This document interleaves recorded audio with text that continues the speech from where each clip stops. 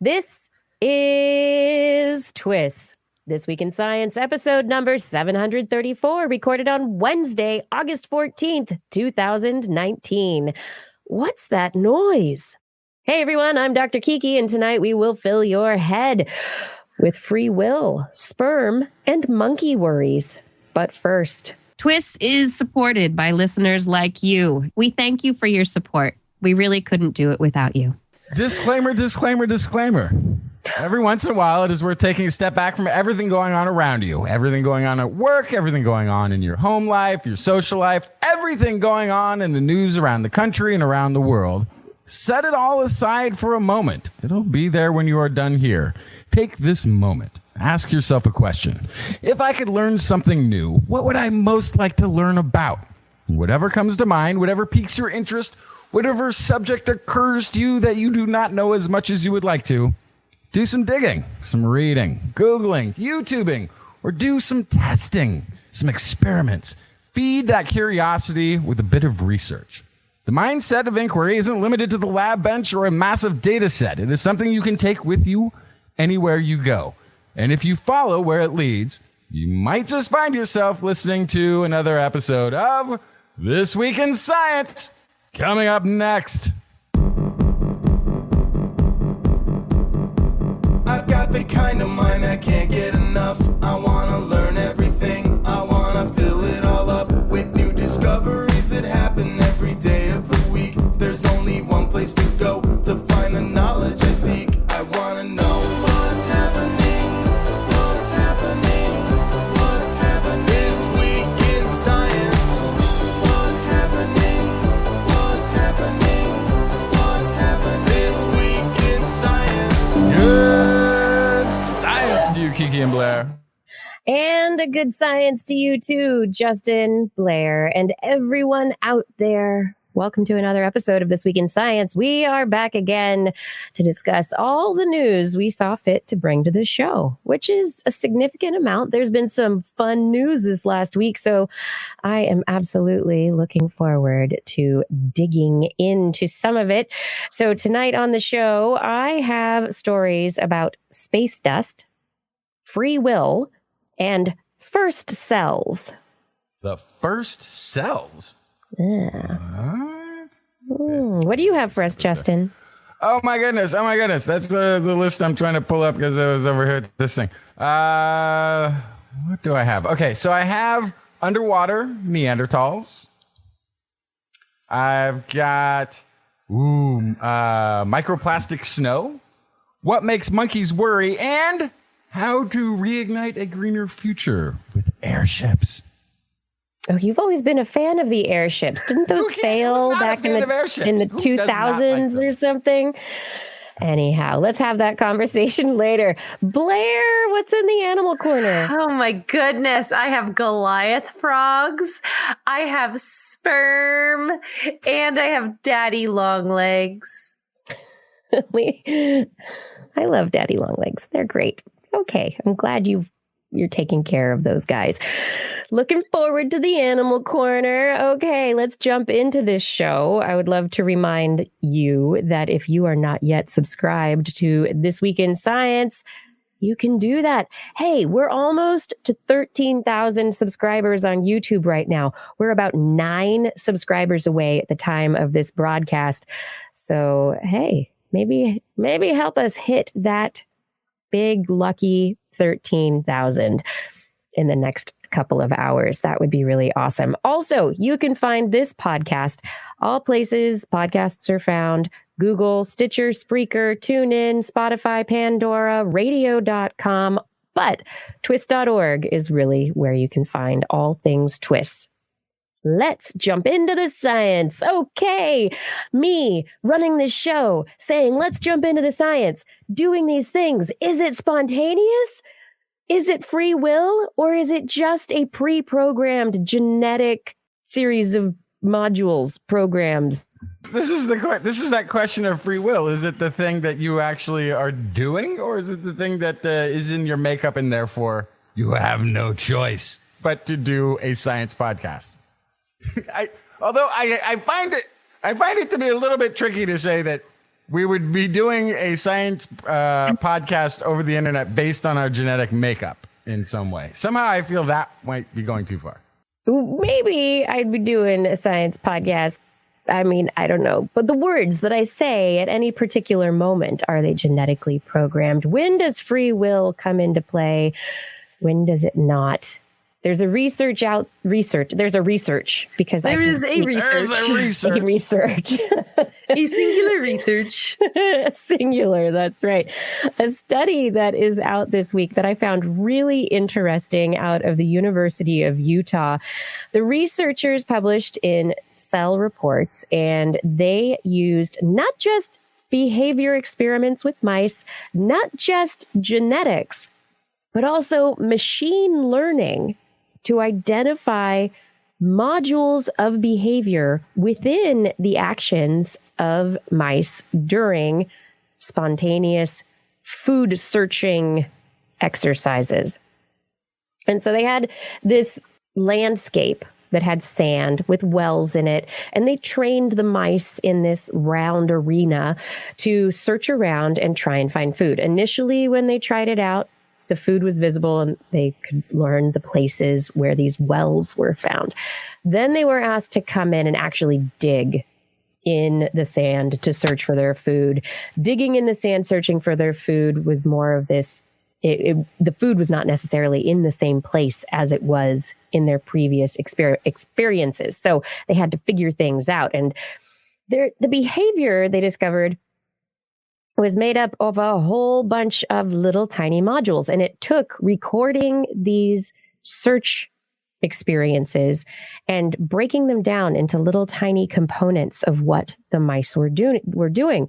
And they were able to tie a number of their behaviors to genetic modules as well. So genes that control particular behavioral actions in the brain, which is pretty interesting. The idea they used this data from their recordings and algorithms in their machine learning setup to look into this foraging behavior, which described what they say is 71 separate modules, and 55 of those could be explained.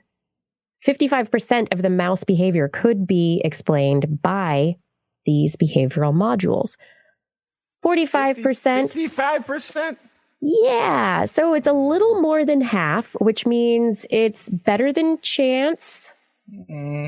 But 45% of the action, not by much, right? 45% of the actions could not be categorized or classified.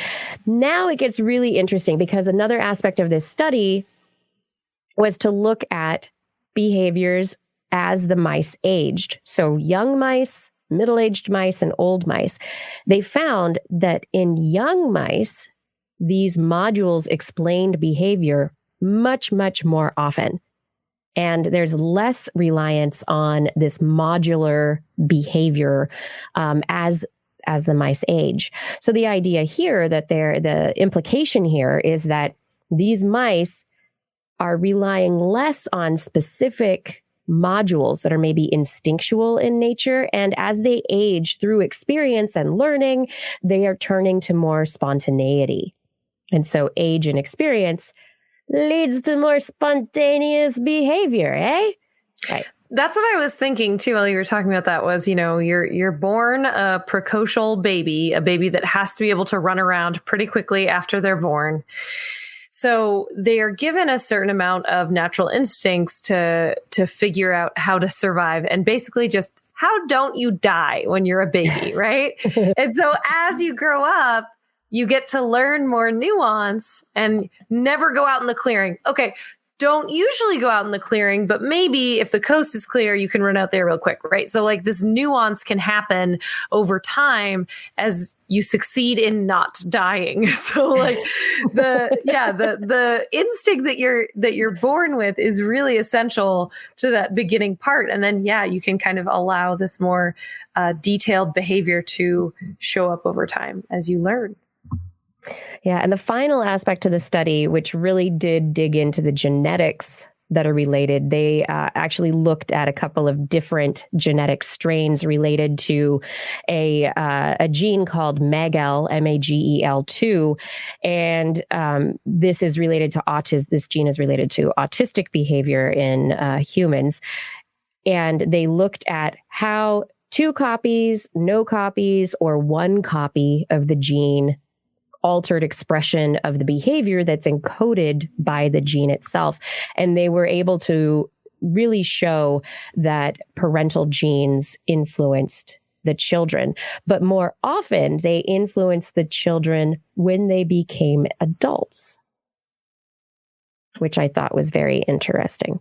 So the modules, this specific module, really became, especially the interesting aspect when we think about, there's a process in genetics called imprinting, in which you have 2 copies of a gene. You can't have both copies of the gene active at the same time in our chromosomes. So one of them gets made quiet, gets turned off, and that's imprinting. One is on and one is made quiet.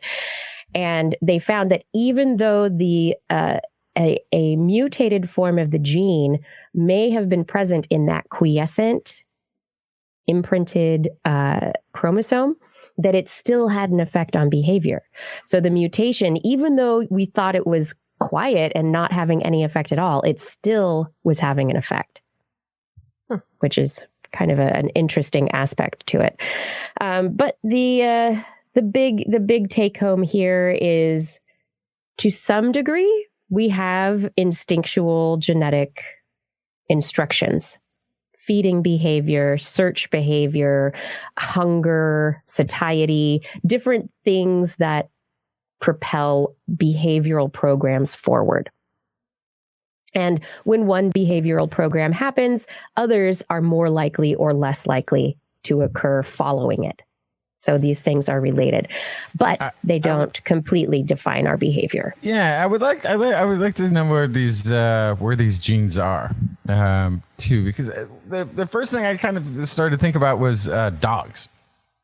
There's dogs with tendencies, you have dogs with herding instincts, dogs that will be more likely to dig under a fence than another dog, and dogs that will likely bark at people more. All these sort of things that we know certain breeds of dogs, which I'm sure can be associated to the genetics, but I wonder if just because they have genes that could be associated to their breed, if they would be as inclined. If those are the genes that are actually in place. I'm wondering where these regions of genes are that they've focused on. Yeah, the genes that they were able to tie it back to, that they were looking at, they were looking at the differences in their genes, and they were tying gene expression to behaviors. And that's what the machine learning algorithm was there to do. And because they were looking at such, it's feeding behavior, the search for food and feeding behavior. And so you have anxiety, reward, life preservation, hunger, satiety, attention, navigation, memory. So these genes are probably present all throughout the brain. Yeah. These are genes probably present in all sorts of cognitive areas throughout the brain, and also in just the very basal levels of the brain as well.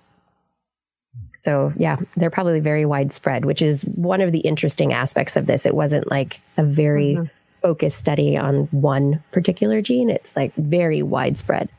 Yeah, if you think about dog breeds, there might be a dog that, like the bloodhound, that's really well known for their sense of smell. And so that has to do with the parts of the brain that handle smell. And then there's animals that are really good at hunting. And so that's a different part. And then the ones that are really bad at, picking up on emotional cues, that's a different part of the brain. So yeah, I think also the thing about dog breeds too is they're really, really, really, really, really closely related. So they had to do quite a bit of selective breeding to get that happening. So it's probably pretty widespread changes. And it's also a good point too, because I would assume that these mice are pretty genetically similar. Usually they will do a study on mice where they are using mice that are, cut from the same genetic cloth.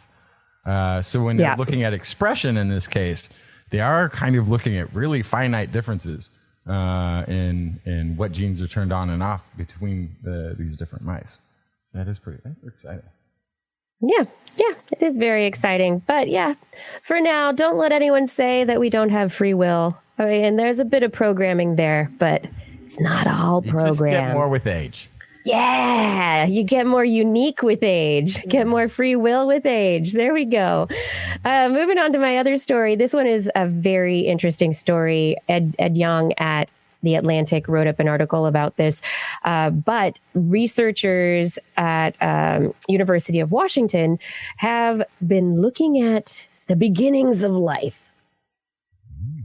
When life first began, we had just molecules bumping into each other, chemical reactions. At some point, cells became a thing. To create a cell, you need a membrane. But the oceans at the time were incredibly salty. All sorts of, natural salts, magnesium salts, and others that would destabilize fatty acids and their ability to create membranes. And so researchers have been trying to figure out how fatty acid membranes could have gotten their start if the salts are destabilizing them all over the place. How could this have ever happened? So these researchers at UW, publishing in Proceedings of the National Academy of Sciences this week, they started looking at the question of what about interactions with fatty acids and other molecules. There was some data that suggested that fatty acids start to interact with RNA molecules and that there's some stabilization that occurred as a result of that. And so the researchers asked, well, what about amino acids? What about these very, very basic building blocks of life, the stuff that came before RNA, the stuff that makes up the RNA, the DNA, the instructions that make us who we are? So they went further back and they in a dish full of salty water, they threw fatty acids and amino acids together and looked at what happened and discovered, lo and behold, there's an interaction in which amino acids stabilize the fatty acids and allow the formation of membranes. The fatty acids and amino acids create membranous structures, and not just single membranes where it's like a beach ball filled with air, but in this case, it would be a fatty acid spherical membrane with just salty fluid inside. No. Multiple membranes. So like layers of an onion. Membranes inside of membranes, which suggests that vesicles were even a part. These intracellular organelles could have gotten their start in smaller environments inside of the larger cell environments from the very beginning. So amino acids, the stuff that makes up life that was just floating around before RNA, stabilized fatty acids and could have created the membranes that created the first cells. Wow. So then we don't even need the hydrothermal vent clay encapsulation at that point. You can already have a cell membrane. Yeah, so they say that this isn't an either or kind of situation, and they are now going to move forward to looking in these different environments for specific facets of this that may have led to particular kinds of cellular evolution in the hydrothermal vents or in hot acid hot springs. So there are lots of different places where life is proposed to have gotten its start because of these extreme conditions with the chemistry that happens in these places. And so now that they have this basic data on how these membranes are forming, now they're going to go look and see how they could have formed maybe differently, or if there were different aspects of that formation in these different locations. But still exciting that they did it in a pretty unextreme sounding environment. I mean, this is just components and salt water in a dish. There you go. Boom. Yeah. We have cell walls. Cell walls. Ta-da! We got membranes for you. Lots of membranes. That's amazing. Have your cells, and there will be life. Yeah. Super excited. And this, I think, is like one of those findings that it's such a basic finding. It's not highly complicated. It's like, wow, these things, we didn't realize this before. they interact chemically in this particular way. And this is what happens. And you can see how the dominoes would fall as a result. Well, yeah. And now you have a workspace. Now you have a place for, things to start combining and proliferating. And you have a lab in a protected space that can oh my gosh, it can happen over and over and over and over and over and over and over again. Yeah. Which then also means if this is all taking place at the same time, it's fine. But that means that the origins of life could be multifaceted and not a single, chances being, but still not a single instance of and then starting, but could have been a much larger, grander experiment at the beginning. Yeah. That's fascinating. Yeah. And then we look in there. I was just as you're talking, I was thinking to myself, I wonder if we've found fatty acids other places. And in March of 2015, NASA's Curiosity rover detected what was possibly a fatty acid molecule on Mars. So fatty acids on Mars, where are those amino acids? We've got there you go, panspermia. It's a thing. Yeah. Are there other fatty acids that we've found in outer space? Are those our fatty acids, or do we have their fatty acids? Right. Or are they separate? Yeah, that's it. Anyway, this very exciting, interesting questions. Cells and life. Okay, this is This Week in Science. Justin, what do you have there? Oh, let's see. What have I got? Okay, let's dive into Neander news. There's a study published in PLOS One by Eric Trinkaus of Washington University. He was examining ear canals in the remains of 77 ancient humans, and they found external auditory exostosis. What? Yes. What? External auditory exostosis was common in Neanderthals. Oh, you're not familiar? Okay. What is that? Translation?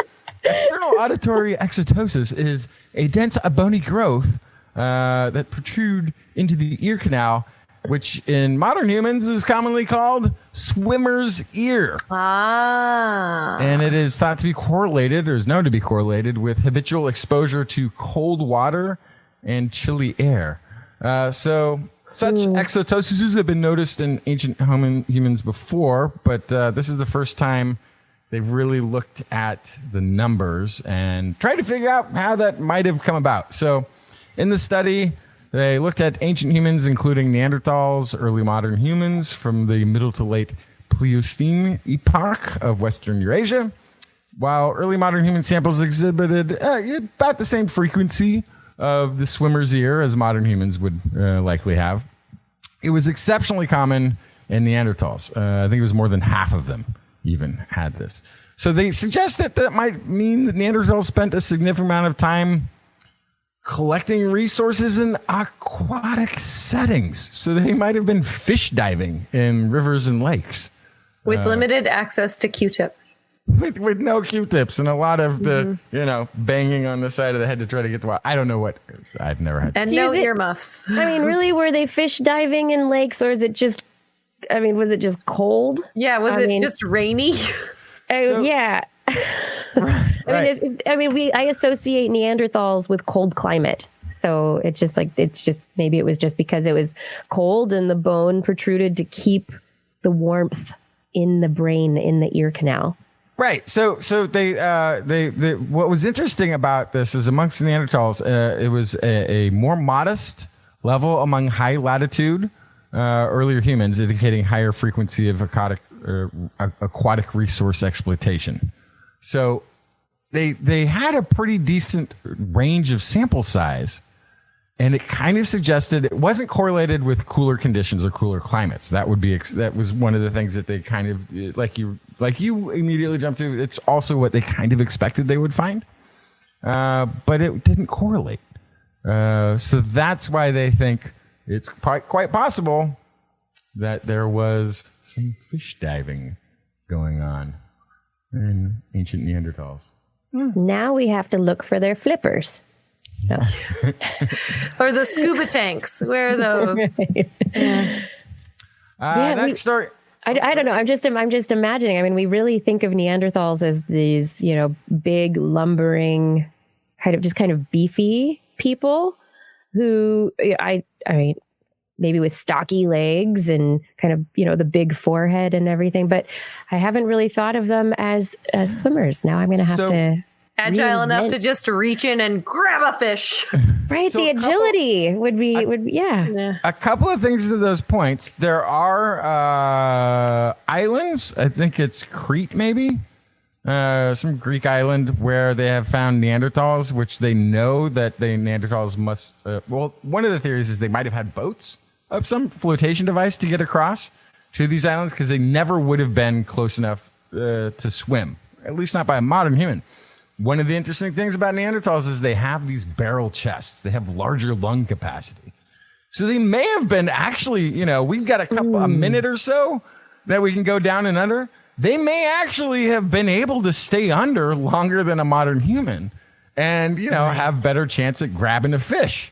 Why are they assuming fish? Why aren't they assuming it's the things that are more sessile, like oysters and clams and crabs and stuff like that actually be super easy to just dive down and grab? It could be, and a lot. There have been some Neanderthal sites that were kind of close to oceans, but a lot of the times they're kind of further away from the ocean. But so you're saying it's fresh? You think it's freshwater, but there's freshwater crustaceans too. There are, and also, it's another one of the problems with any sort of archaeology going into the past. Sea levels are so much higher now than they were. That those sites that we would have the best evidence of that, we need marine archaeologists to go out and find sites. That's a whole other problem. Hey, if you are a monkey, I'm a primate. No, but if you were a monkey, okay. If you happen to be a monkey, you might have a tendency to worry about things, predation pressures, resource access anxieties, occasional fear of heights. Maybe I don't know if monkeys ever get afraid of heights. But the thing that will make you worry the most is a molecule. Boosting a single molecule in the brain can change dispositional anxiety, the tendency to perceive many situations as threatening. In primates, researchers from the University of California at Davis and the University of Wisconsin-Madison have found the molecule neurotrophin 3 stimulates neurons to grow and make new connections. Findings here, they think, will provide new strategies for focusing on people with anxiety disorders. This is quotey voice of Andrew Fox, who's an assistant professor at UC Davis. There are millions of people worldwide who suffer from debilitating anxiety and depressive orders. These disorders are also some of the leading causes of disability and days lost to disability. So, in looking at this, they found that they can identify even. Oh, okay. So we'll go back. So this anxiety disorder often emerges around adolescence. Can continue beyond that, stays with people their whole lives. They can identify children who display extremely anxious or inhibited temperament, and these people then are at greater risk of developing stress-related psychopath pathologies. So the roots of the study came from research done by a group about 8 years ago in pre-adolescent rhesus macaques. And researchers got their first glimpse of molecular alterations in the dorsal amygdala. They started to get a clue. So they speculated that altered processes in this region might underlie the anxiety issues. So since then, they've then sequenced RNA from the dorsal amygdala and identified molecules related to the anxiety. They eventually narrowed that whole pool down to this one molecule, which is a neurotrophin 3, which is a growth factor. So out of everything, they altered a virus to boost levels of neurotrophin 3 and the amygdala of juvenile rhesus macaques. They found that the increase in the neurotrophin 3 in the dorsal amygdala led to a decrease in anxiety-related behaviors, particularly behaviors associated with inhibition. So subsequently, brain imaging studies of the animals found that it changed activity throughout the distributed brain regions that contribute to anxiety. So this one molecule is sort of like the catalyst for preventing, I guess, the anxiety from taking place. So it's really fascinating. I mean, you were talking about free will and how much we have control over our thought processes, and it can come down to whether or not this one molecule is being produced in sufficient quantities in your brain that will then have a cascading effect throughout the rest of the regions of your mind, and therefore your entire interaction to the world could be determined by just this one molecule. It's really fascinating. It's very cool. Take it out. Take my whole amygdala. I don't care. I think you want this molecule, I think is the thing. Oh, you want Anxiety is it is in some amounts helpful. It's beneficial. Right? For It's sure. beneficial. It can be beneficial. You want to be nervous about some things a little bit. So you want to have that little bit of nervousness so you'll see that predator, so that you won't fall down the cliff, so that, there's certain things that are worth the anxiety. But when we talk about anxiety in the modern context, it often it can lead to these cascading effects that result in panic attacks and generalized anxiety that make modern life really hard to live. And you're like, I can't go to the grocery store. Okay. Or you go to the grocery store and you go, I can't decide what I want. Okay. I know, So it's useful. You don't want to get rid of it, but can you moderate it? Modulate it. There's something troubling about that version of the anxiety, because I get it in the ancients when I really can't go and take down a mastodon. It's just, I'm really nervous about it. Like, it made sense that you wouldn't want to go spear a wildebeest even. But the grocery store, it's not going to... You're not going to get tusked or trampled. Right, but that's where it goes wrong. Well, and then there's all these sort of runaway adaptations or things that we want to adjust that, thousands of years ago wouldn't have made it to adulthood. And I feel like, I wouldn't have made it with my vision, for example. My vision is so terrible without contacts or glasses. I never would have made it to adulthood in the olden days. So there's lots of things that, thank goodness, we have found ways to fix and adjust and allow for people to survive through. And I think intense anxiety is one of those things. There's a certain level of anxiety that would have been completely a stopper in the past without proper medications or support systems or therapy or counseling. And so I think, there would be a situation where you would have anxiety so bad that you couldn't take down the mammoth. And that was it for you because you couldn't get food. Right. I don't know. As someone who suffers from anxiety, generalized anxiety that often leads to depression, if they can use this molecule to improve treatments for it, I honestly can say it would improve the quality of my life. And yes, please. I want to go to the grocery store without freaking out. Yeah. You don't want to wake up at 2 a.m, start thinking about things and spin out completely? Because I've done that too. Yeah. Yep. Yeah. It can be debilitating at times. And so, this is to find a molecule that is crucially incorporated into how anxiety progresses, whether it progresses, it's an amazing target for future therapies. I bet I have a ton of this. I am not nearly as nervous or anxious as I should. Just a cool guy. Even when things are really going terrible, I'm like, oh look, things are going terrible. That's weird. Just keep I really don't freak out like I should. I should be more. I should probably be much more anxious at any given moment. No, see, there's a positive word for that you could use in an interview, and it's called even keeled. There we go. My neuromolecules allow me to be. I'm also even blind keeled. to the. I'm also blind to risk and danger. I don't know if that's a problem. So you're even keeled. We're task oriented, which really just means we like fixate on a thing. What's going on there? I gotta know what's happening there. Gotta go. Yeah. Okay. Yeah. All right. Well, you know what I'm fixated on right now? Blair's Animal Corner. Yes. With Blair. She loves our creatures, great and small. Biped, millipede, no pet at all. If you want to hear about animals, she's your girl. Except for giant pandas and squirrels. There's Animal Corner. What you got, Blair? Oh my goodness. I love this where we can see everybody while we're dancing too. So fun. Okay. On the Animal Corner today, I have a very exciting story about the world's largest frog. He made an appearance on the calendar this year. It's called the Goliath frog. These frogs are over a foot long. They can weigh 7 pounds. They are large frogs. And there's a new study. 7 pounds? Yes.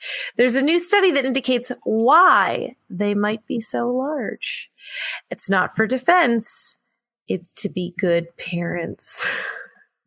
So this is a study in the Journal of Natural History that came out this week all about nest building in the Goliath frog. This is the first example of nest building in an African amphibian ever seen.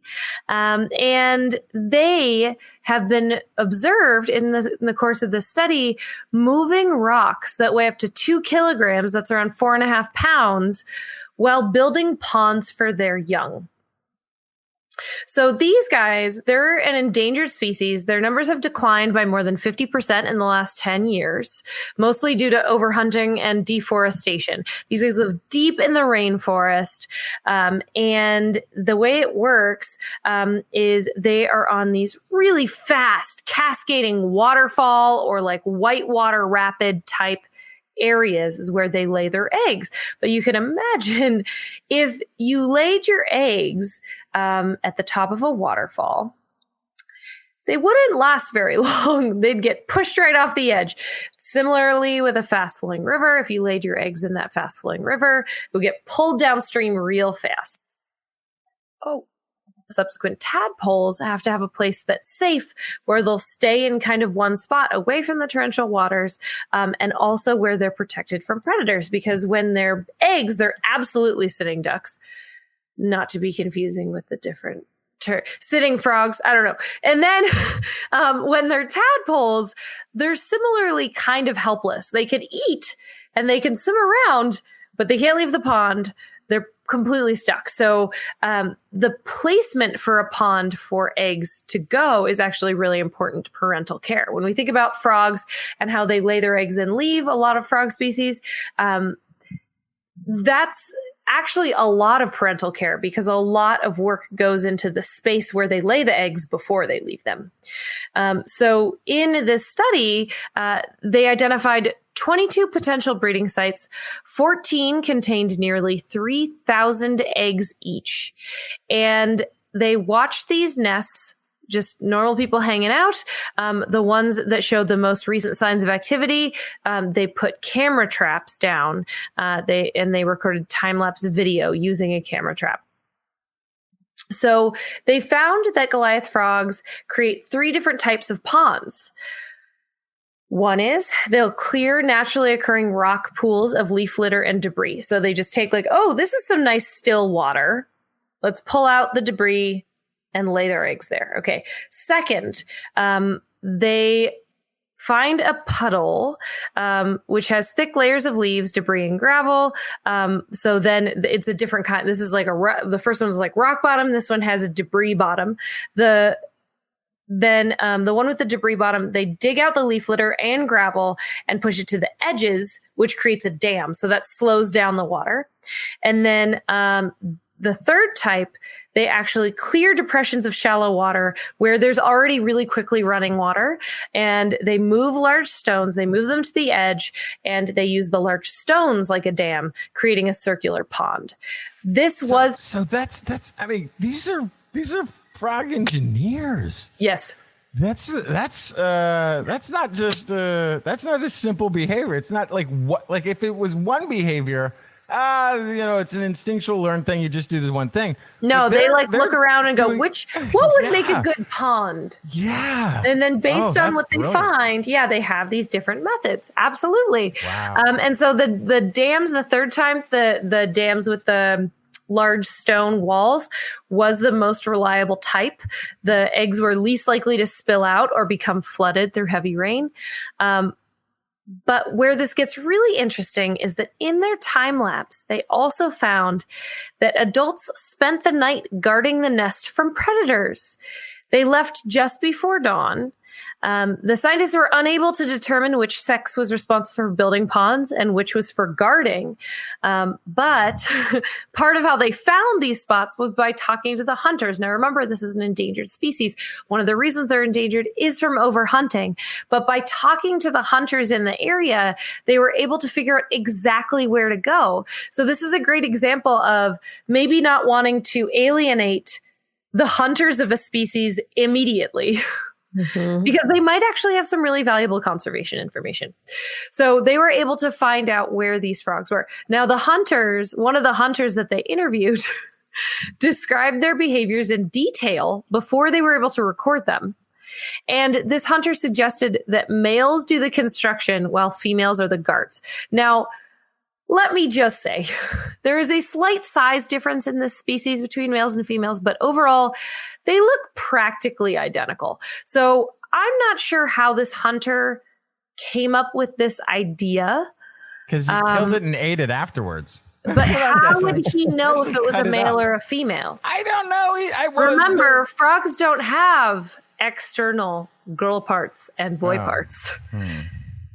So he took an anatomy class and learned the difference between internal anatomy between males and females. Yeah. Oh, yeah. He did a frog dissection, maybe. Right. I mean, if the hunter is hunting and eating the frogs, they could be opening them up. And, very often with fish, even, you don't know until you open up the fish and then you see, oh, they've got these eggs, they've got this is different. And you're still going to eat the fish. And it's just something that you see as you go through it.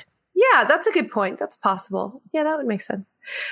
So Dr. Mark Oliver Rodell, who's the project leader and the president of Frogs and Friends, which I think I got to hunt down and join, says, absolutely. The fact that we've only just discovered these behaviors shows how little we know about even some of the most spectacular creatures on our planet. We hope that our findings, combined with further ongoing research, will improve our understanding of the needs of the Goliath frog so we can support its continued survival. So there you go. Big frog with a big mystery. So they think, this is the crazy thing though, is that they think now that the main evolutionary driver for them to get so large is to move these giant rocks. I gotta be big and move the rocks. Move the rocks, protect my babies. Here we go. Yeah.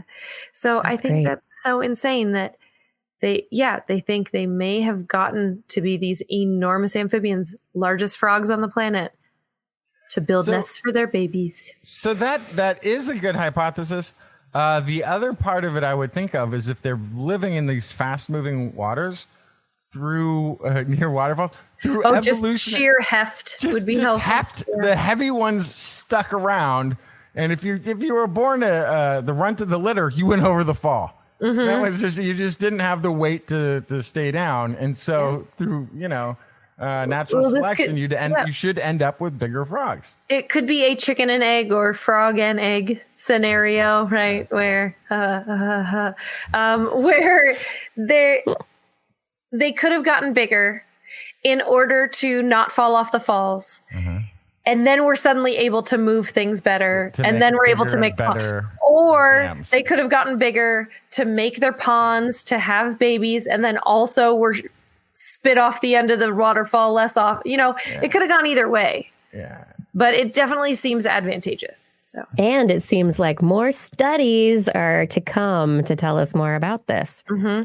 I mean, it's just opening up questions, right? Yeah, absolutely. And speaking of questions about raising babies, let me just ask you both. I know the answer you have to say to this question, but you both have babies.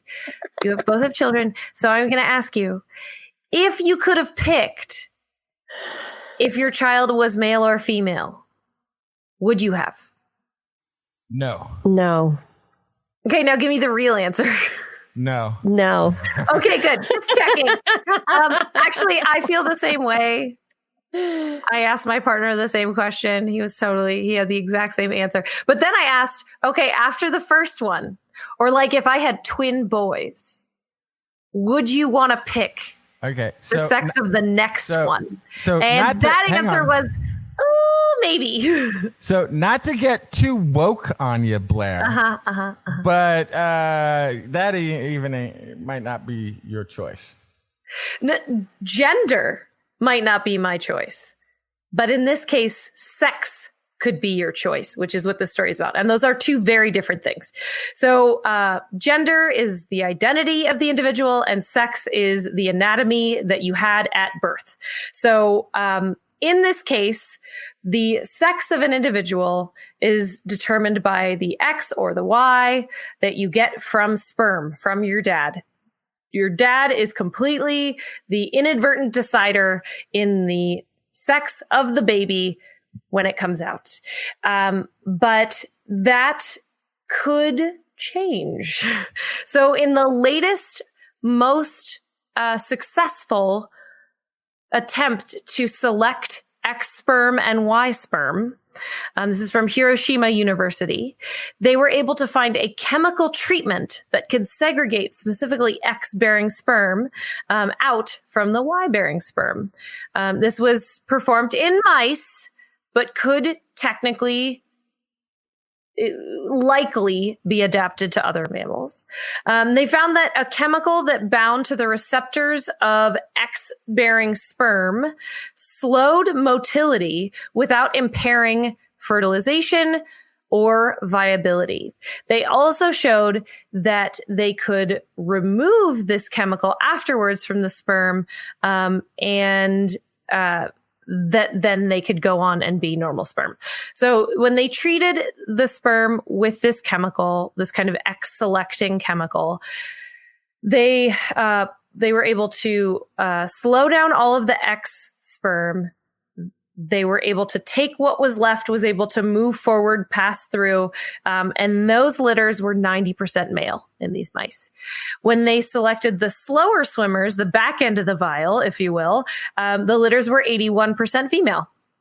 So it appears to work pretty well. It's definitely the most effective so far that they've been able to find. And this is capitalizing on the fact that the X-bearing sperm has a lot of genes that the Y-bearing sperm do not, because that's that whole extra tail right there, the X versus the Y.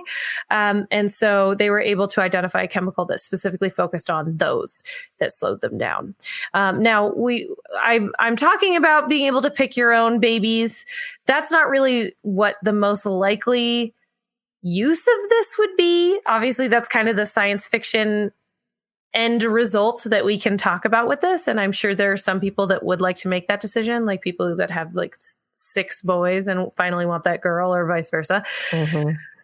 But the really cool thing from my perspective, thinking about endangered species, is if you only have a very small number of individuals left and you know what genetic stock needs to be expressed to keep that population viable.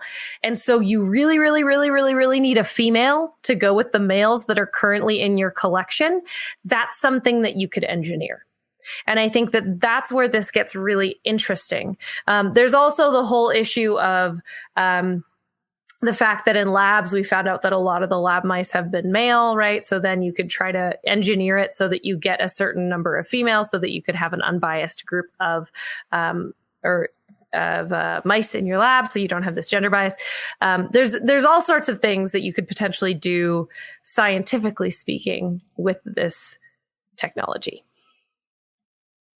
Yeah, it seems a really interesting technology that it would have a lot of uses besides just allowing China to have all of the male children and none of the girl children, right? Actually, they probably select for girls at this point. I think they've realized, this has been a mistake. Somebody was like, hey, it turns out you need both. You need. So the way it works is, turns out you kind of need both to continue to make more people. Yeah, it's interesting though how this molecule, how they've been able to find this receptor, this molecule that affects the speed of the sperm, right? So not only can you could potentially in a vial be able to use the molecule to go, hey, that's a male or that's a female, but you could potentially use activation to the receptor to actually activate it to turn up the juice on slow swimming sperm.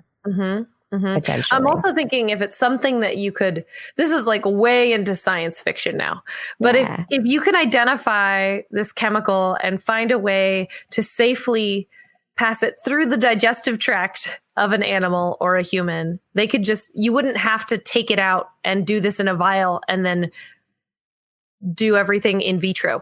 You could potentially find a way to just through ingesting or injecting, you could give this chemical to an individual that would slow down the X sperm. Like if you really wanted Y babies, for example, if you really needed males, you could do that. And then in theory, during just normal copulation, in theory, the male sperm would reach the egg first. I wonder how this could potentially influence men who have slow sperm or sperm that have motility problems, where that can potentially lead to infertility. And not just sperm count is a factor related to fertility. The motility of the sperm themselves is important. So, is this something that could be used to improve that factor in some people?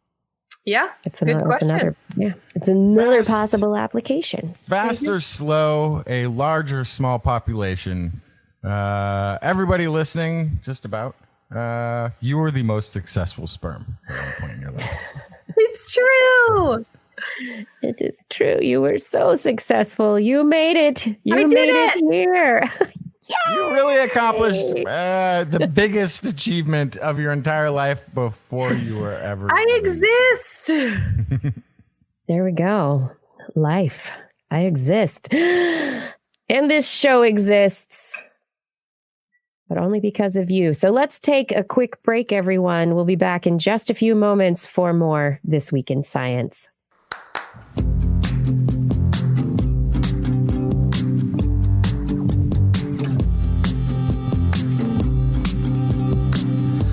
can explain things you've heard with more than intuition. Thank you for being a part of TWIS. Thank you for joining us for this episode, and I hope that you are enjoying it. In the meantime, I did mention that, survival, it is the big thing, and TWIS, our survival, does rely on you. You are important to keeping this show going, and there are many ways that you can be involved in keeping this show going, in being a part of the community and enjoying what we do, learning about science, like we enjoy doing week after week after week. So let me tell you about a couple things. First, TWIS.org. That's where you want to go. TWIS.org is the home of all things This Week in Science. If you head over there, you will find our wonderful newsletter. There's a pop-up if you haven't visited the website before that will allow you to subscribe to our newsletter. We just sent one out today, actually. Right now, we're on a monthly schedule. It may increase with time, but if you are interested in getting our newsletter, be sure to check out that subscription form. Then, while at TWIS.org, you can find all the wonderful things like our Zazzle store, which is full of lots of goodies related to TWIS. We have all sorts of things, t-shirts, we have tote bags, which somebody in the YouTube chat room, Gaurav, is saying that they love the tote bag, that it's great quality. So that's really wonderful. If you need a new tote bag for your groceries, maybe consider getting one from our Zazzle store with the TWIS logo all over it. Other merchandise has images from previous Blair's Animal Corner calendars, which she's working on right now. Did you know there's a new calendar coming out again this year? Stay tuned for that. We'll be announcing that within the next month or so. Then back to This Week in Science, we also have our Patreon community where you can click on the Patreon link at twis.org. It will take you to Patreon, where you can click on the red button to become a patron. Become a patron at a monthly amount of your choosing. 3.14 is our pie level if you want to start with giving us some pie every month. Or at $10 a month, we will thank you, and above, we will thank you by name at the end of the show. If you want one of our new neat TWIS shirts, you're going to have to get into the Neutrino support level at $25 a month. All this support helps to keep This Week in Science going and helps us do things like buy new computers and maybe new audio cables, a new audio cable for Justin. We might have to do that. We also have a donate button if you're not into Patreon. There's a PayPal button. That's right. You can donate using PayPal. And if you are not subscribed yet to the show, or you know somebody who's not subscribed, take them over to this subscribe button. Get them to subscribe in one of the ways that works best for them. Google Play, iTunes, or YouTube. Like I said, we are close to that 13,000 number. Let us hit that benchmark, and we're going to keep climbing, but be a part of getting us to 13,000 if you can. That would be wonderful. Everything you do for us, honestly, you help so much, and we really could not do what we do without you. Thank you for your support.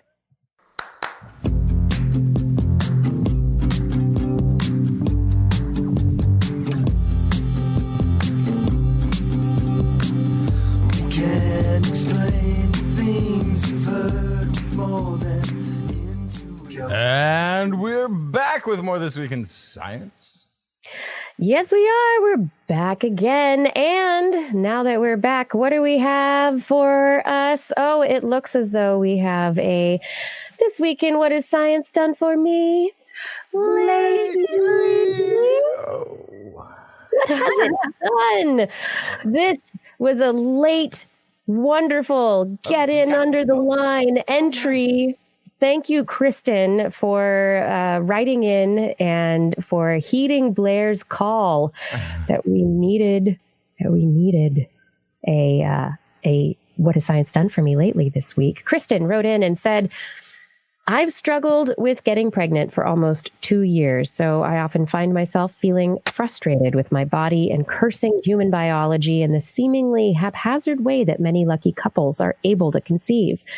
But recently, I've started fertility treatment, and learning about all of the incredible medical advances and options for couples like us has been pretty awesome. It feels super encouraging knowing that some really smart people are working hard to develop methods to help me and tons of other women start a family. Science gives me hope. Thank you, Kristen.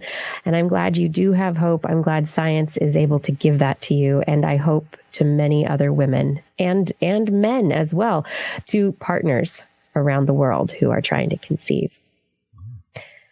Everyone, we need to continue filling this segment of the show with tidbits from you. What has science done for you lately? You driving your car right now. You driving a Tesla? Science behind that? You sitting at your cafe, drinking your coffee. Is there some science behind that? Hey, everyone, you can write us a poem. You can send us a note. You can just, I don't know, there's all sorts of ways you can tell us what science has done for you lately. But the two ways these messages get to me, I'm just breaking microphones over here. The two ways these messages get to me or through one, a Facebook message on our This Week in Science page on Facebook. So go like our Facebook page and send me a message, and I will get that. 2, send me an email, Kirsten, Kirsten, at thisweekinscience.com. What has science done for me lately? And you'll get in the queue. And we will read your story. We will read your note. We will read your sonnet. We will maybe try to sing your song. However it works. All right, Justin, tell me some science-y goodness.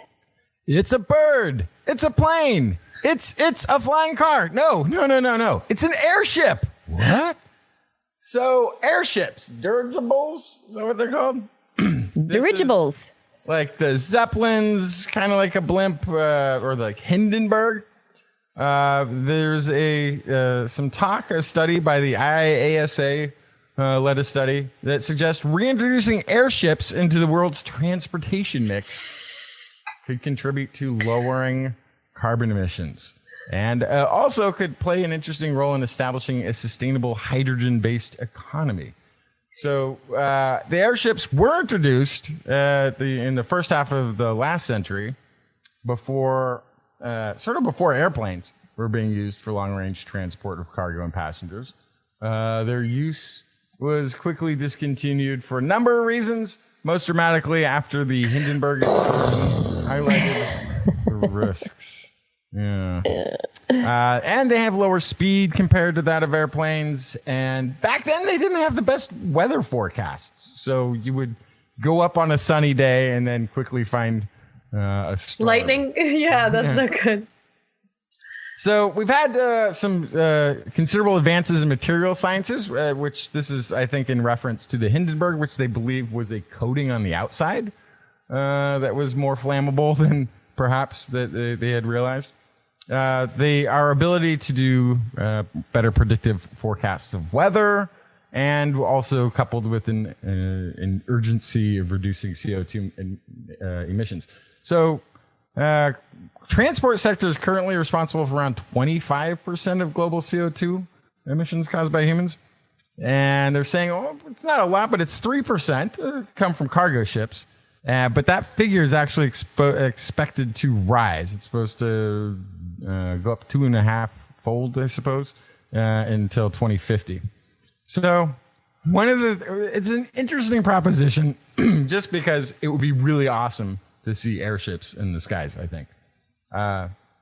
They can also fly to incredible heights. I don't know. Most planes don't actually go up nearly as high as a balloon, like a flotation-y type thing. But they can get up there into the 80,000 feet if they want to. But what they're looking at is actually using hydrogen as part of the thing that they could be moving about. So you could jump into, you can load it with cargo. They can carry a tremendous amount of cargo. I think one of the last projections, the thing was as big as a football field, but it was something like 50 tons of cargo, something like that. They could put that up into the jet stream, and with very low fuel requirements, it could make it across the Atlantic. Right? And once it got there, it could unload cargo. Plus, it could also reduce the hydrogen on board by as much as 60, even 80%. And with that, because it's not carrying cargo on the way back, that would be sufficient to get it home again. So you could both be doing transportation of the cargo and hydrogen from place to place, and utilize as part of the hydrogen economy. So it's an interesting proposition. Mostly just because, you're right, Kiki, I love an airship. I think they're just awesome looking. And every once in a while, there is a sci-fi vision of the future in which these things are just sort of hovering. Or the past. I feel like a lot of the time it's actually the past. it's like steampunky, right? Yeah, it's got a very steampunky vibe to it, where we're envisioning a future that maybe would have been envisioned in the 30s or 40s or something like that. Right? It definitely was an early 1900s kind of thing. But do you remember Airship Ventures in the Bay Area? It was early. It was during just at the tail end of the early the internet boom. So it was about 2004 or so, or maybe later. Maybe it was 2008. But Airship Ventures was a company that started from Moffett Field, outside of NASA Ames, and they launched airships. They had these big, beautiful airships, and they did tours of the Bay Area for about 4 years.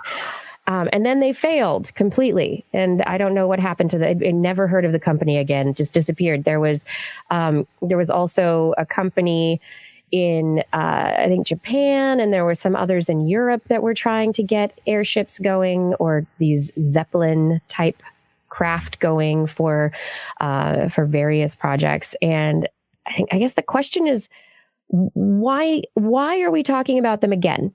What is happening now in our economy, in our environment, in our climate, that suddenly it is, as this study is certainly proposing, that this is a very positive thing. I mean, people have said it for years, but why now? Why again?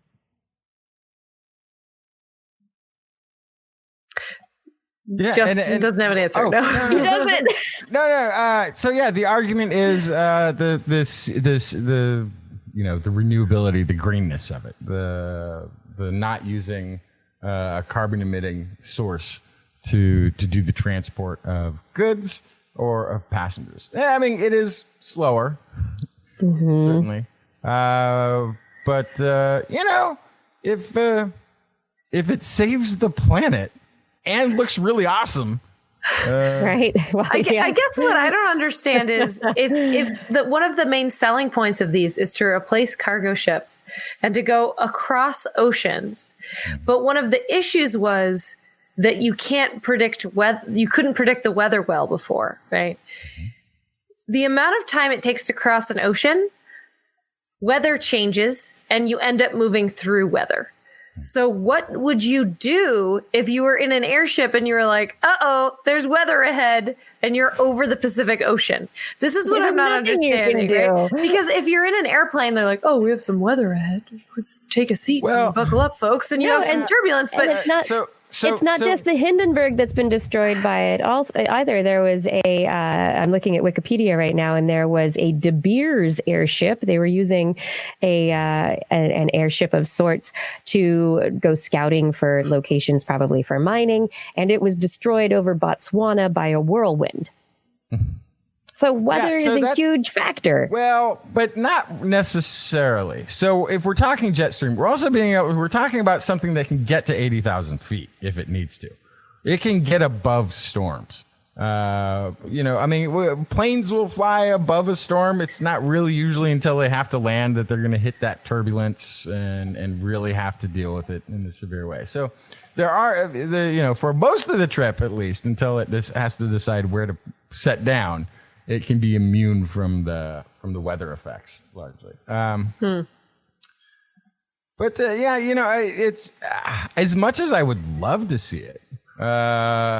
It sounds like they're also banking on the hydrogen economy becoming the way forward, which I'm. As much as I'm for it, I'm not convinced that's where it's going to go. Yeah. Exactly. Yeah, I don't know. I mean, it's interesting to see a little resurgence in this idea, and we'll see where it goes and if it actually catches any air. Huh. One of the things that might be interesting though is I'm really, because they can carry more cargo, much more cargo than say a helicopter. Right. And they can be somewhat stable in positioning. They can sort of position and steer themselves to a location pretty well. I wonder if that would be a good solution in forest firefighting, to be able to drop a tremendously larger volume of fire suppressant. Do you really want really, really hot air going up towards your airship? Yeah, no, I know that could be a problem, but that's helicopters got to deal with this too, right? I mean, anything that's trying to get proper lift over a fire must have some difficulty, but that might be a place to start. Convince California to invest in a Zeppelin firefighting force. Might be too slow to get the job done, though. All right, moving forward. Okay, I mean, I was looking at stories that were pretty depressing and was thinking we could talk about how human-caused anthropogenic climate change is speeding up the melting of West Antarctica by changing the winds and making the water warmer and melting the ice sheets. We could talk about that, but no. We could talk about the Arctic and talk about how, hey, that's melting, and oh, hey, how fracking in North America is the cause of most of the gas release, the emissions release that we're worried about globally. Hey, good job with that. But I'm not going to talk about that either. What we are going to talk about, I'm going to go back to Antarctica. We're going to talk about dust found in Antarctica. It's not just any old dust. Antarctic dust. I think I lost my audio. Do I have my audio? We hear you. Oh, good. You're fine. Okay, good. For a second, I thought I lost my audio. Dust found in Antarctica, not just any dust. Supernova dust. What, you might say? How do you know it's supernova dust? What are you talking about? Well, yeah, these researchers went to Antarctica and published recently their findings in Physical Review Letters on August 12th. And they melted 1,000 pounds of Antarctic snow. That's a lot of snow being melted. But then they ran it through the mass spectrometer to see what's there. What chemicals are popping up? What masses do they see? What kind of materials might have been there? There's normal Earth materials in there, normal dust components were in there, normal water components were in there, but they also found a bunch of iron and manganese. Now, iron and manganese are normally their molecular variety, their atomic numbers. Iron is iron 56 normally, and manganese here on Earth is manganese 55. It's radioactive, whatever, but the varieties they found were iron 60 and manganese 53. And they went, where did this maybe come from?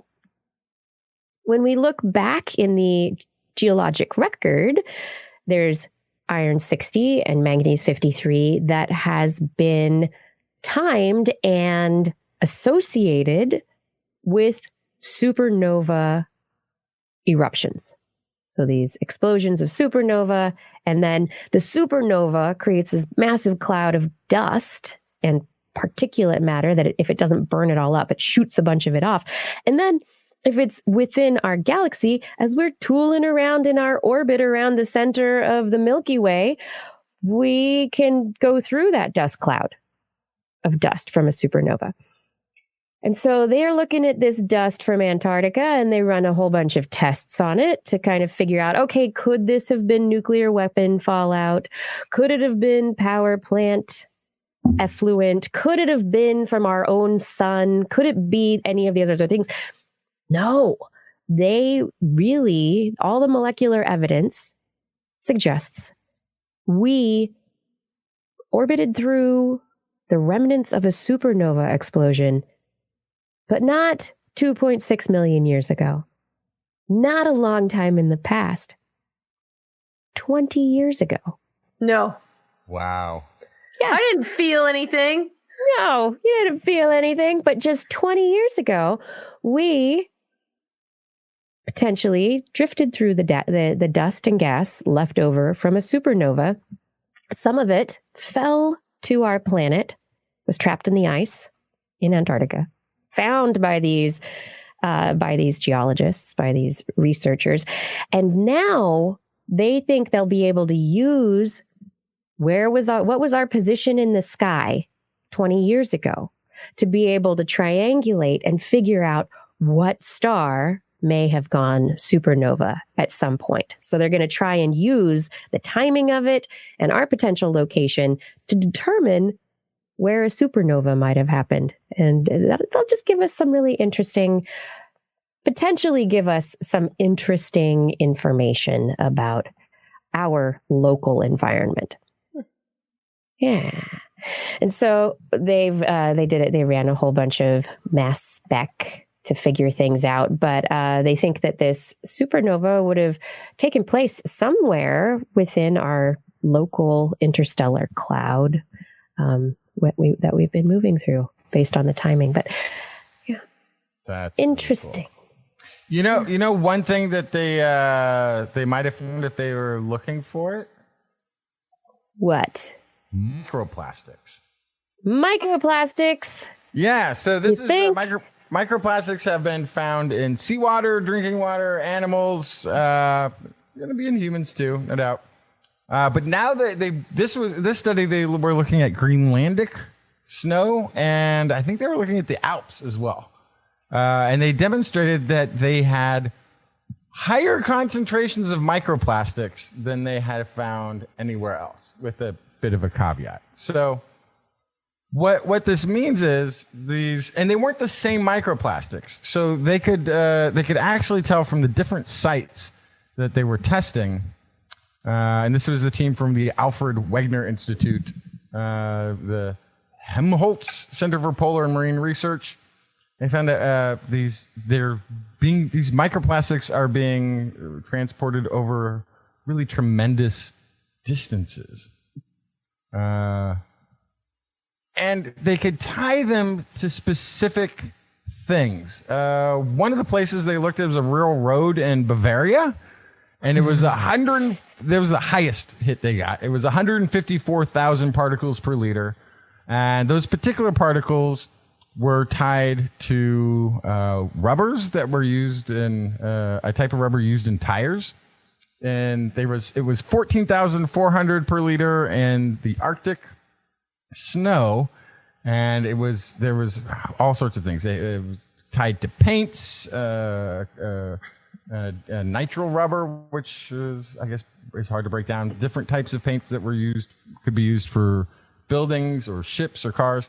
It was sort of interesting though because they've also, when testing seawater in the Arctic, had found really high levels of microplastics, and now they think it could be not transported by the sea, but airborne. Now, yeah, I mean, dust from the Sahara gets airborne. We know microbes get airborne and transported all around the world. I mean, if plastics are small enough. Study that we're not talking about that was fires in Africa actually are the nutritional source for a lot of Amazonian growth because it gets carried in the wind. So the first thing I thought was, could it be microplastics in the ocean that are evaporating, but they're going up with evaporation and getting into the atmosphere?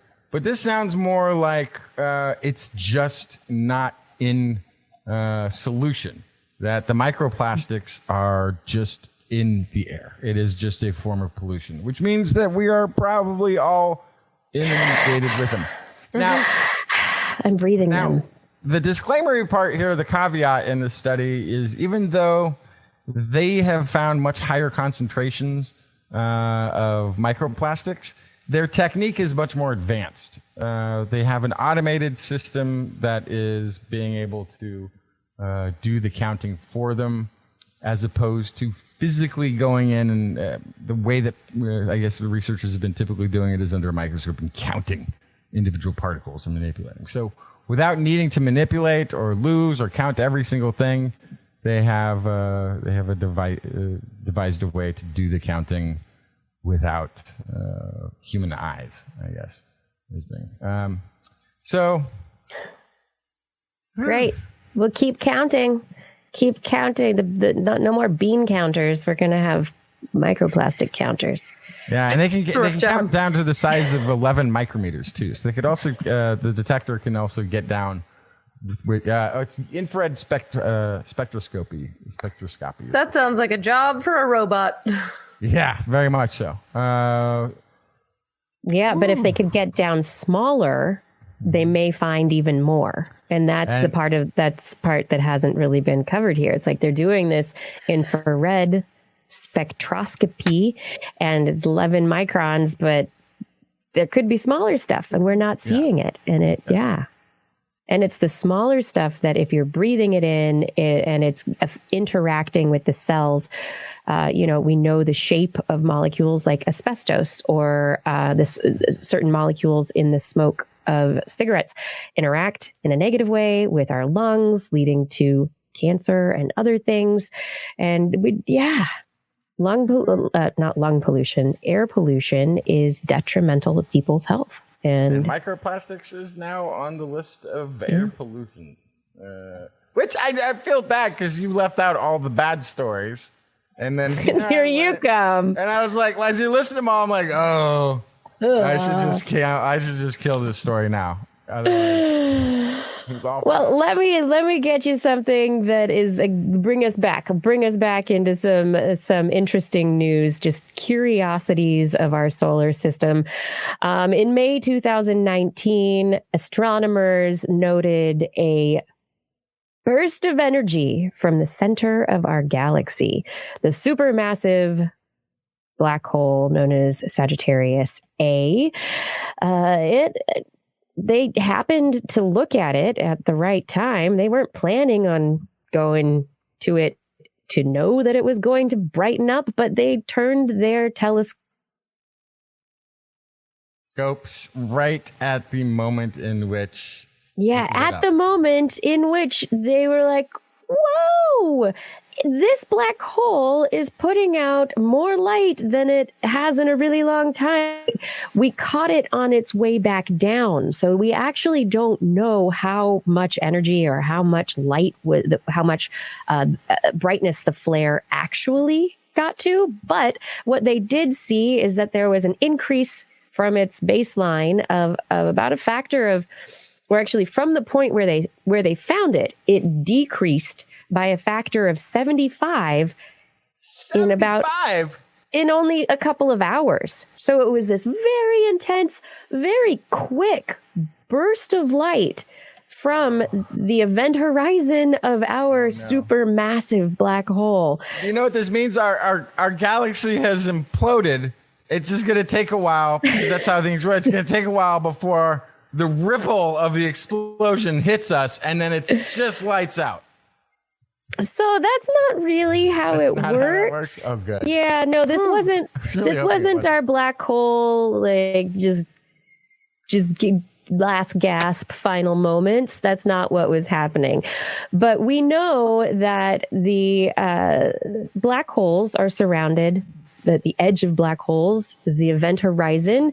And inside of that, we get darkness, right? Around the event horizon, there is a disk of dust and gas, and it's all collecting around there. And there are some stars that are very close to the center of our galaxy, and they're whipping around at incredible speeds around that black hole. And eventually they may dive in, kind of like a ball circling a drain. They may dive in at some point, pulled in by the gravitational effect of the Milky Way's black hole. But researchers have a couple of ideas. There's one idea that one of these stars, it's called S2, that it kind of got close to the black hole, and astronomers looked at it a couple of years ago when it was heading toward the black hole, and they expected it to knock some things loose and into the event horizon, which should have been a big light show, but they didn't see anything. And I think they now consider, they call it something of a big dud as opposed to a big event.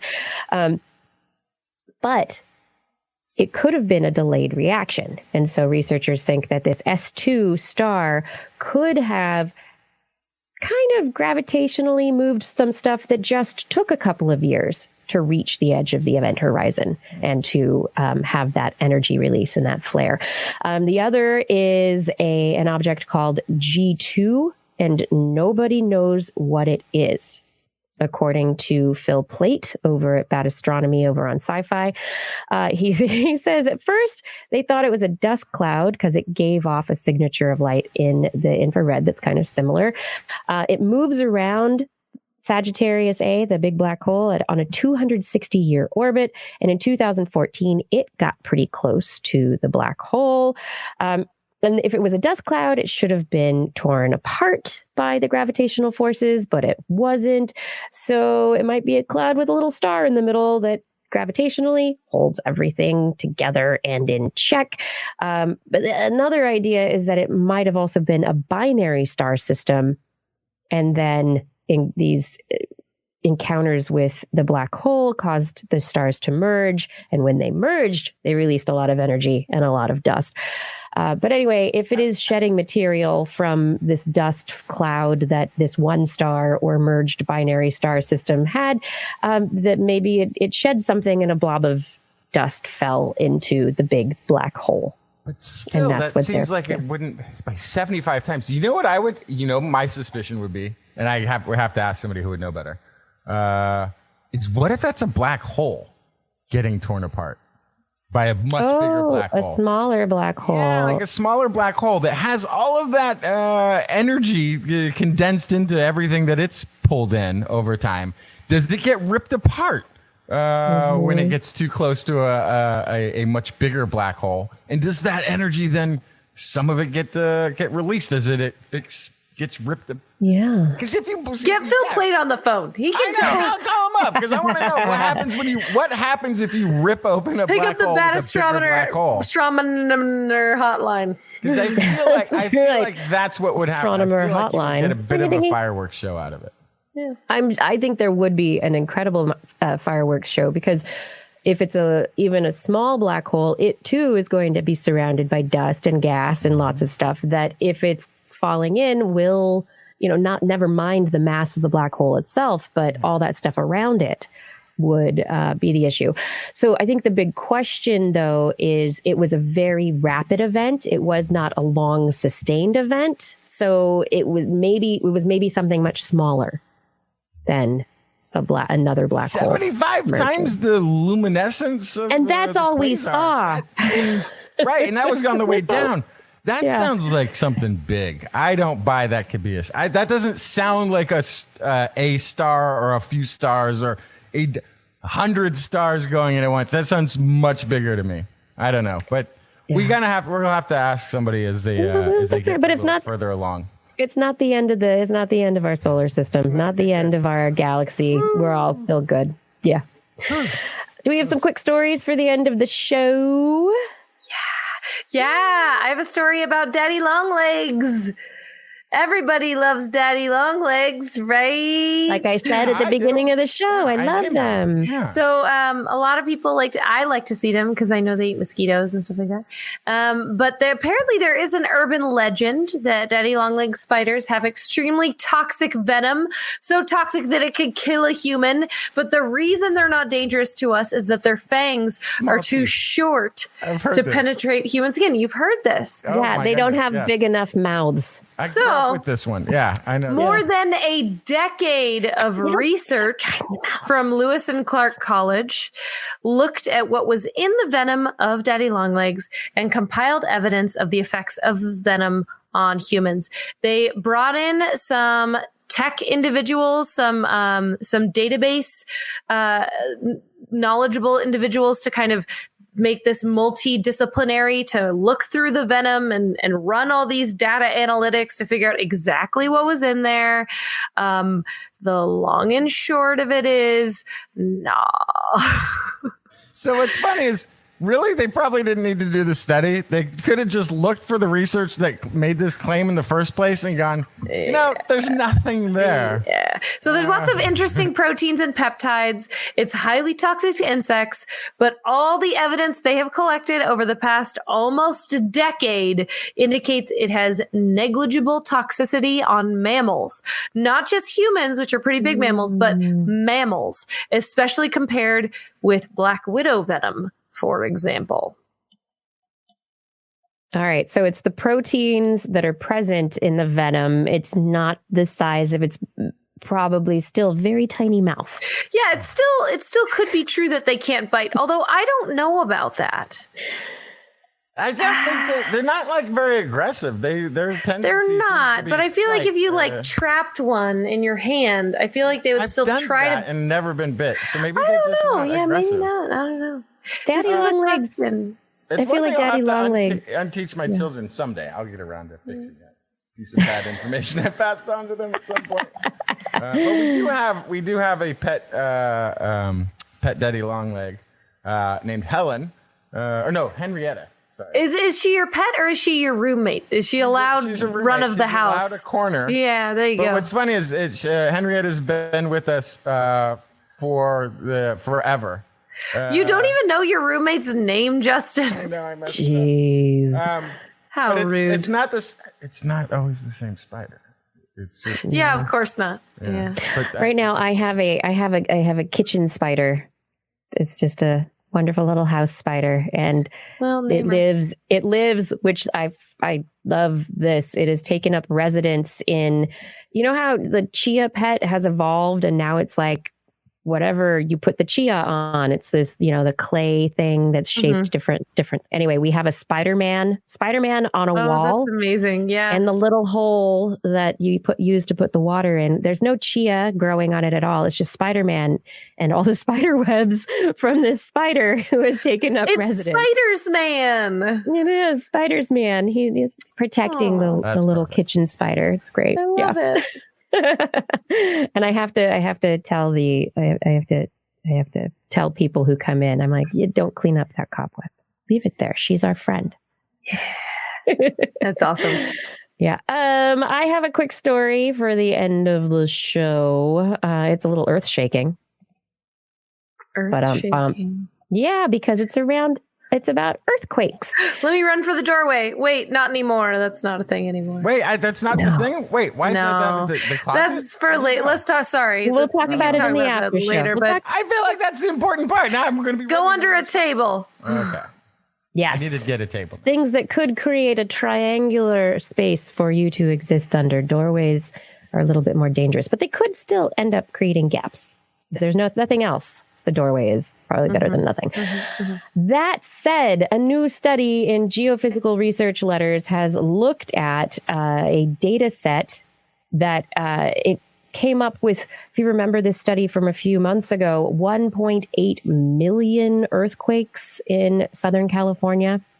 There was a new method of analyzing earthquake data that pulled little earthquakes out of the noise of the shaking of the surface of the earth, and it allowed researchers to determine that there were way more earthquakes going on than we had previously thought. Now, a new analysis of this data has been looking at whether or not little earthquakes or foreshocks happen before bigger earthquakes, whether there's something that is predictable in a pattern. And I'm sorry to say that there's no specific pattern per se as to where or how many or how big the foreshocks are before bigger earthquakes take place. But they did find an association with many foreshocks occurring up to 2 weeks before a bigger earthquake in 70% of those larger earthquakes. Or actually about 75 to 80%. So there's a good 25 or so percent that still can't be explained, or maybe they haven't pulled those foreshocks out of the noise enough yet. Maybe there's more analysis that needs to take place at higher sensitivity. But what they have found is there is a trend for foreshocks to occur before bigger earthquakes happen, which is on the way to creating a path for predicting earthquakes. Slowly but surely. Double caveated. On the way to creating a path. On the way. Yeah, there we go. We're on the way. We're on the way. So we're creating the path? No, we're on the way to creating a path. For predictions. This is not yet the path. Yeah. For a prediction that will have a percentage chance of, yes. Yeah. Living in in volcano country up here, Californians in earthquake country, and many other areas of the world who are prone to massive earthquakes, being able to predict them would save thousands. Yeah. Stay hundreds home of thousands today. of lives. Actually, you're in the nexus there in Portland. You've actually got the bigger earthquake threat too. Oh yeah. Yeah, you moved from San Living in it. Francisco to Portland. You're just like, earthquakes, That's, I think, let me keep them. I think that's where the Shake, biggest rattle, and West roll. Coast earthquake has happened. I just don't want to talk about it anymore, okay? And then I'm going to be completely human and ignore the impending threat that I can't even contemplate. It's fine. That's a problem for later. Hey, what's up, psychology? Yeah. All right. Justin, did you have a last story for the show? Nope. That's it. We got it. We got it. We have come to the end of our show. Thank you for watching. Thank you for listening. Thank you for being a part of what we're doing. Those of you in the chat room, thank you for being in our chat room, for commenting, for playing nicely with each other in the chat. Yeah, be nice. That's what we want to do. Kindness for all. Let's keep that up. I want to say big thanks to Fada for helping in the chat room and for scheduling our social media posts and writing up show notes. Thank you to Gord McLeod for managing our main chat room. And thank you to Identity4 for recording this show full of the little noises that have been made throughout. Yes, thank you so much. And thank you, absolute thank you to our Patreon sponsors. Thank you to Paul Disney, Richard Onimus, Ed Dyer, Ed, Andy Gross, Stu Pollock, Philip Shane, Ken Hayes, Harrison Prather, Charlene Henry, Joshua Fury, Steve DeBell, Alex Wilson, Tony Steele, Craig Landon, Mark Mazzaros, Jack, Matthew Litwin, Jason Roberts, Bill K, Bob Calder, Time Jumper 319, Eric Knapp, Richard, Brian Condren, Dave Neighbor, Ben Bignell, Jean Tellier, John Gridley, David Williams, Corinne Benton, Adam LaJoy, Sarah Chavis, Rodney, Tiffany Boyd, John Bertram, Mountain Sloth, Seth O'Gradney, Stefan Albaran, John Ratnaswamy, Dave Friedel, Daryl Myshak, Andrew Swanson, Paul Ronovich, Sue Doster, Dave Wilkinson, Richard Porter, Noodles, Kevin Reardon, Christoph Zuknarek, Ashish Pants, Ulysses Adkins, Artyom, Rick Ramus, Paul, John McKee, Jason Olds, Brian Carrington, Christopher Dreyer, Lisa Suzuki, Jim DePoe, Greg Riley, Sean Lamb, Ben Rothig, Steve Leisman, Kurt Larson, Rudy Garcia, Marjorie Gary S., Robert Greg Briggs, Brendan Minish, Christopher Rappin, Flying Out, Aaron Luthen, Matt Sutter, Mark Hessenflow, Kevin Parachan, Byron Lee, and E.O. Thank you for all of your support on Patreon. If you out there want to become a Patreon sponsor, head over to twist.org. You can find a link on our website. Also, remember that if you love TWIS, you can help us out by telling other people about TWIS. That's right. Get other people to subscribe. That will help us out immensely. On next week's show, we'll be back again, broadcasting live online at 8 p.m. Pacific time at twist.org/live, where you can watch and join our chat room.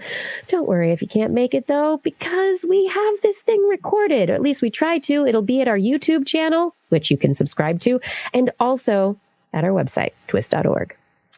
Thank you for enjoying the show. TWIS is also available as a podcast. Just Google This Week in Science in your iTunes directory, or just look for it on your phone. Actually, however you found it this time would be a perfectly acceptable way to listen to it next time. For more information on anything you've heard here today, show notes will be available on our website. That's at www.twist.org, where you can also make comments and start conversations with the hosts, that's us, or other listeners, that's all of you.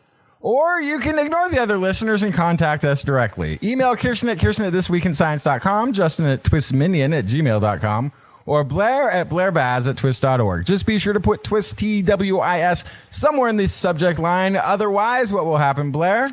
Oh, your email will be spam filtered into oblivion. You can also hit us up on the Twitter, where we are at TWIS Science, at Dr. Kiki, at Jacksonfly, and at Blair's Menagerie. We love your feedback. If there's a topic you would like us to cover or address, a suggestion for an interview, a haiku that comes to you in the night, please let us know. We'll be back here next week, and we hope you'll join us again for more great science news. And if you've learned anything from the show, remember, it's all in your head. This Week in Science. This Week in Science. This Week in Science. This week in science, it's the end of the world. So I'm setting up shop, got my banner unfurled. It says the scientist is in, I'm gonna sell my advice. Show them how to stop the robots with a simple device. I'll reverse global warming with a wave of my hand. And all it'll cost you is a couple of grand. 'Cause this week's science is coming your way. So everybody listen to what I say. I use the scientific method for all that it's worth. And I'll broadcast my opinion all over the earth. 'Cause it's This Week in Science. This Week in Science. This Week in Science. Science. Science. This Week in Science. This Week in Science. This Week in Science. Science. Science. Science. I've got one disclaimer and it shouldn't be news.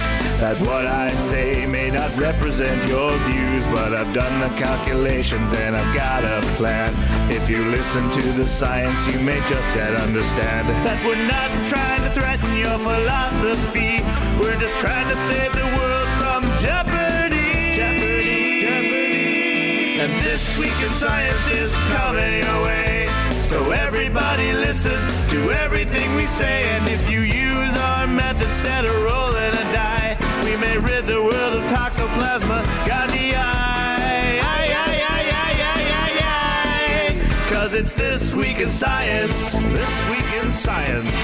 This Week in Science. Science. Science. Science. Science. This Week in Science. This Week in Science.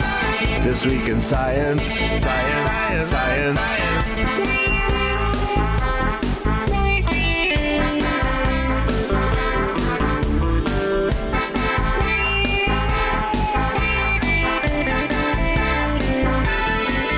Got a laundry list of items I want to address. From stopping global hunger to dredging Loch Ness. I'm trying to promote more rational thought. And I'll try to answer any question you've got. But how can I ever see the changes I seek when I can only set up shop 1 hour a week? This Week in Science is coming your way. You better just listen to what we say. And if you've learned anything from the words that we've said, then please just remember it's all in your head. 'Cause it's This Week in Science. This Week in Science. This Week in Science. Science. Science. Science. Science. Science. This Week in Science. This Week in Science.